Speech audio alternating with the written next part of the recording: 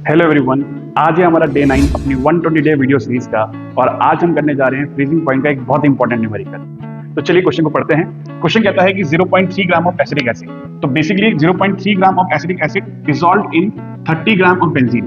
तो इसका मतलब ये मेरा यहाँ पे सॉल्यूट है और ये हमारे पास यहाँ पे क्या है, सॉल्वेंट है।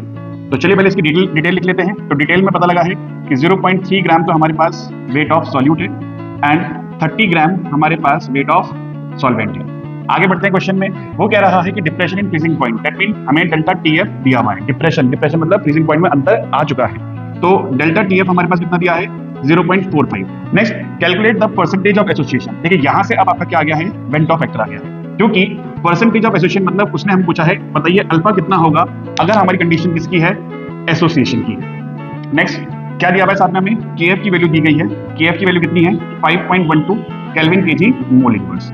तो चलिए देखिए, अब क्योंकि इसमें फ्रीजिंग पॉइंट दिया हुआ है तो पहले फ्रीजिंग पॉइंट का फॉर्मूला लगाते हैं। Delta TF is equals to KF into molality into I. I की वैल्यू निकालने के लिए इसको रीअरेंज करें तो I will be equals to delta TF upon में केएफ इंटू मोलैलिटी।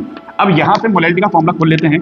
तो डेल्टा टीएफ अपॉन में KF into weight of solute upon में मॉलिक्यूलर मास ऑफ सॉल्यूट। तो इस मॉलिक्यूलर मास ऑफ सॉल्यूट को हम लोग यहाँ से उठा के डायरेक्ट कहाँ भेज देते हैं, ऊपर की तरफ भेज देते हैं, इनटू वेट ऑफ सॉल्वेंट और मल्टीप्लाई बाय 1000। बेसिकली जो फॉर्मूला हम लोग डिनोमिनेटर साइड में लिखते हैं वो रेसिप्रोकेट होकर ऊपर चला गया है और कुछ भी नहीं हुआ है।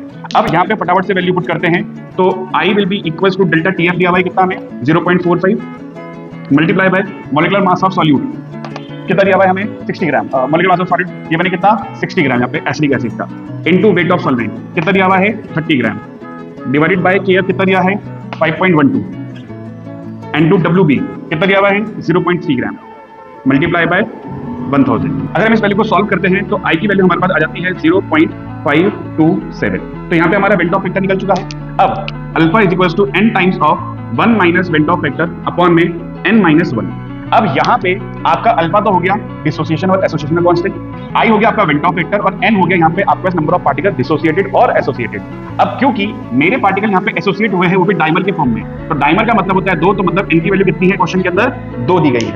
अब इस वैल्यू को अगर यहाँ पुट किया जाए तो alpha will be equals to 2, 1 minus 0.527 upon में 2 minus 1, that is alpha will be equals to 2 times of 0.473। अब अगर मैं इसको 2 टाइम्स कर देता हूं तो alpha will be equals to 0.946। तो ये क्या आ गया हमारे पास, एसोसिएशन का कांस्टेंट आ गया है।